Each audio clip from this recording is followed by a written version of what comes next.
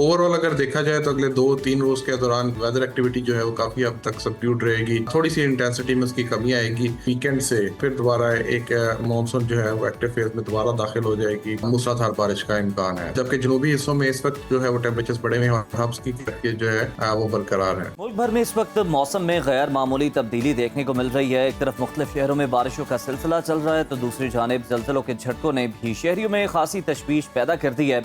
जुड़वा शहरों में शदीद बारिशों के बाद रावलपिंडी में रेन इमरजेंसी नाफिज कर दी गई है, जबकि महकमा मौसमियात ने 5 जुलाई तक कई शहरों में मजीद तेज बारिशों की पेशगोई की है। कराची में मानसून का दूसरा स्पेल 5 जुलाई से असरअंदाज होने का इम्कान जाहिर किया जा रहा है।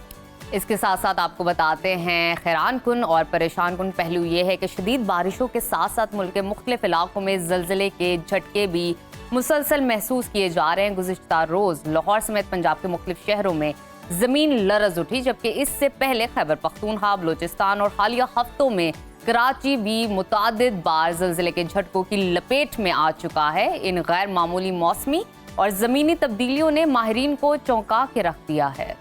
मानसून बारिशों का सिलसिला मजीद कब तक जारी रह सकता है और किन किन इलाकों में मूसलाधार बारिशें हो सकती हैं? मुल्क के मुख्तलिफ हिस्सों में ज़लज़ले के झटकों की वजूहात क्या हैं? इसी पर बात कर लेते हैं। हमें ज्वाइन किया है डॉक्टर ज़हीर अहमद बाबर साहब जो हैं, इस वक्त हमारे साथ मौजूद हैं।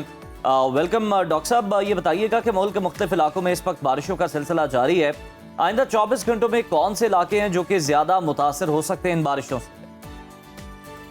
जी बिल्कुल, हम इस वक्त जो है वो मानसून के एक्टिव फेज से गुजर रहे थे और गुज़िश्ता चंद रोज़ के दौरान मुल्क के मुख्तलिफ हिस्सों में बारिश का सिलसिला जो है वो वक्फे से जारी था।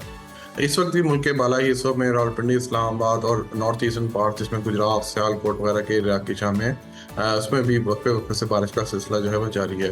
ओवरऑल अगर देखा जाए तो अगले 2-3 रोज़ के दौरान वेदर एक्टिविटी जो है वो काफ़ी हद तक सबड्यूड रहेगी। थोड़ी सी इंटेंसिटी में उसकी कमी आएगी, लेकिन फिर 5 तारीख के बाद फिर दोबारा एक दफ़ा फिर मानसून जो है वो एक्टिव फेज में दाखिल होगा, जिसके बाद फिर मुल्क के जो ज़्यादातर हिस्से हैं, ख़ासतौर पर जो मुल्क के बालाई हिस्से हैं, पंजाब के ज़्यादातर हिस्से, पख्तूनख्वा के हिस्से और कश्मीर में जो है वो गरज चमक के साथ बारिश और बाद मकामात पर मूसलाधार बारिश का इम्कान है। जबकि जनूबी हिस्सों में इस वक्त जो है वो टेम्परेचर बढ़े हुए हैं, हब्स की जो है वो बरकरार है। अच्छा डॉक्टर साहब, अगर करंट सिचुएशन को देखें तो जुड़वा शहरों में शदीद बारिश के बाद रावलपिंडी में इमरजेंसी नाफिज कर दी गया है। अब मुझे बताइए कि आइंदा दिनों में मजीद कितनी बारिशें हो सकती हैं और बारिशों की शिद्दत ज़्यादा होगी या उसमें कमी आएगी? देखिए, क्योंकि मानसून है, इस वक्त मानसून के फेज से गुजर रहे हैं। जुलाई और अगस्त में मैक्सिमम रेनफॉल जो है वो मानसून की रिकॉर्ड की जाती हैं।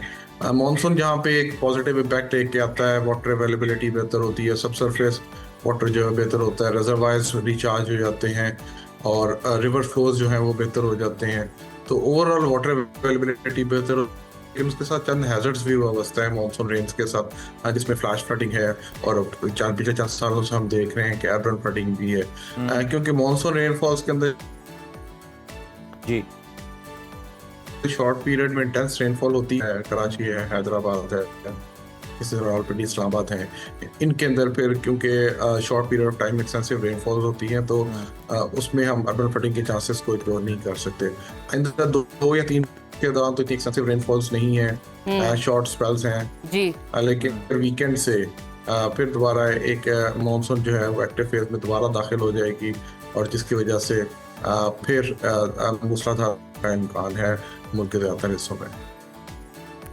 बिल्कुल ठीक, बहुत शुक्रिया डॉक्टर साहब आपकी मौजूदगी का। आपने हमें आगाह किया अपडेट से क्या चल रही है करंट सिचुएशन, ज़लज़लों के बारे में भी आपने बात की, अपनी हमारी रहनुमाई की इस हवाले से।